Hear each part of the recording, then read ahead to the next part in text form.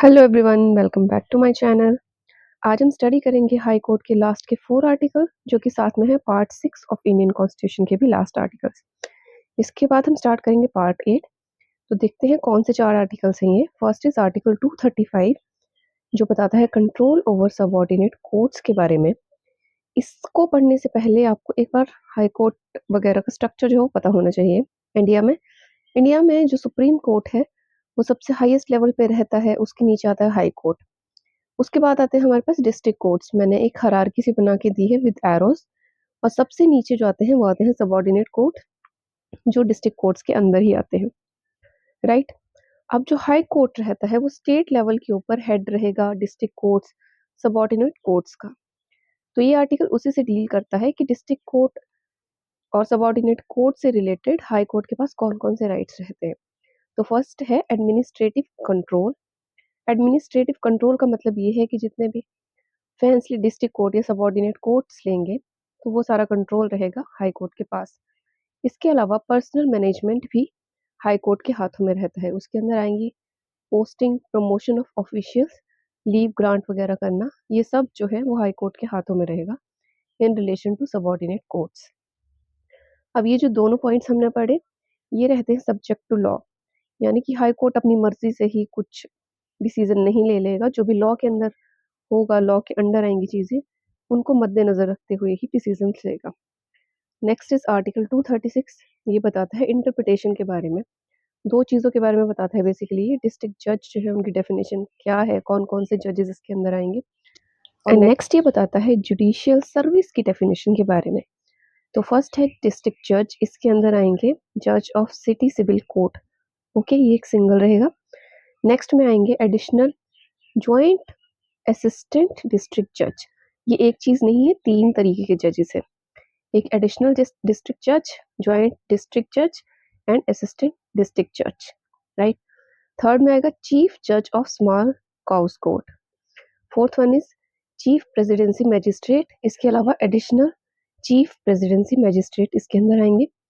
And the last is additional assistant sessions जज। 3 चीजें हैं ये, एडिशनल सेशंस जज, असिस्टेंट सेशन जज एंड सेशन जज सिंगल।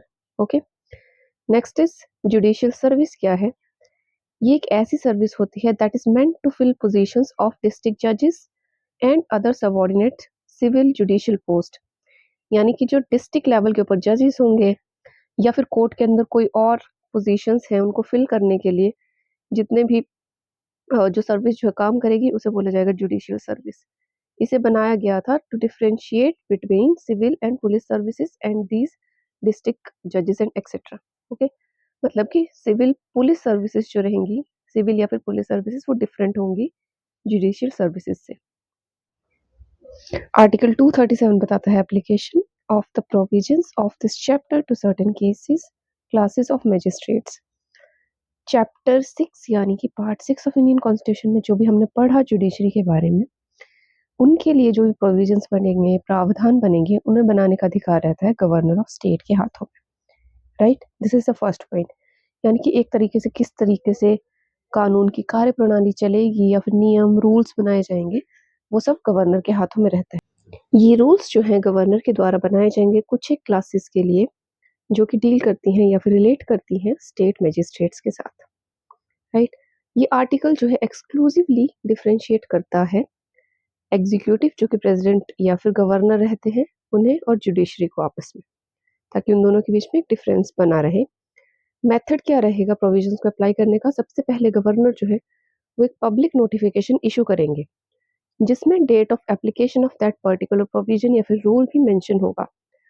ये मेथड जो होगा ये स्पेसिफाई करेगा एक्सेप्शंस को भी, प्लस एनी मॉडिफिकेशंस जो भी की गई होंगी उस प्रोविजन के अंदर।